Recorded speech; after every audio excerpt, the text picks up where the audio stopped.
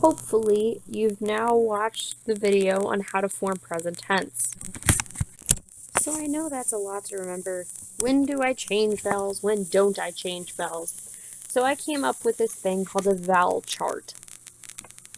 Instead of having to remember which conjugation is changing when, because we're going to have to eventually do more than just present tense with verbs.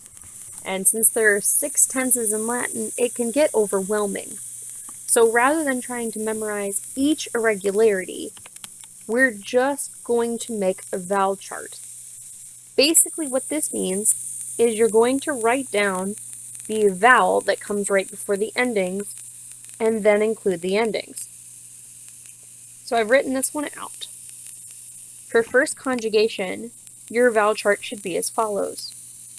O, because every single first is going to be an O, except for third IO and fourth, which is an IO, because we know this.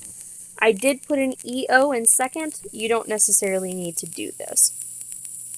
After that, for first, you'd go to your second principal part, figure out that your stem is an A, and you'd go all the way through with that.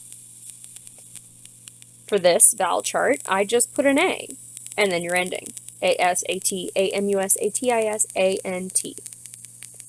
For second, you would go to your second principal part, realize that it's a long E and long is strong. So what you would then do is you would go ahead and mark on there the E as your stem. So it would be sede instead of just the E, but we're just going to shorten it for the vowel chart. So it's an E-S-E-T-E-M-U-S-E-T-I-S-E-N-T. Then we would go to third, which we'd go to the second principal part, realize that E, short E, is not strong, and you would change it to an I everywhere except for the last one, which you would change to a U. Again, this is just the shortened version, so it's I-S-I-T-I-M-U-S-I-T-I-S-U-N-T. And last but not least, we have third IO and fourth. So for these, you should know by now, because there's an IO in both of the first principal parts, that it's going to be exactly like third, except for any time that there is a vowel other than an I, you add an I before that vowel. For example, we can go to the word yakio yakere, which is a third IO. You realize the first principal part has an IO, which means it's either a third IO or fourth, and so you would look at the second principal part, it has a short ERE, so it's third IO. Get the first part of the chart, you just copy and paste the first word, so it would be yaki-o. Normally, for any part of the chart, it's just an O. Again, because that is not an I, you have to add an I before the O. So your verb chart there would be an I-O. From there, you're going to have to go to the second principal part to get your stem. You realize that that E is a short E, so long is strong. That's a short E, so it's not strong, so it's going to change to an I.